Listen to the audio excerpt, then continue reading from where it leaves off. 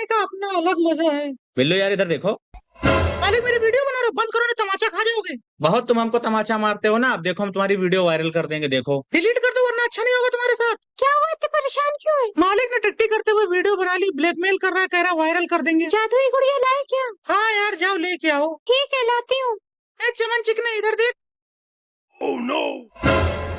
नहीं बिल्लू नहीं नहीं। उखाड़ो यार, तुम बिल्लू से पंगा ले रहे थे। हाथ नहीं, गर्दन उखाड़ो गर्दन।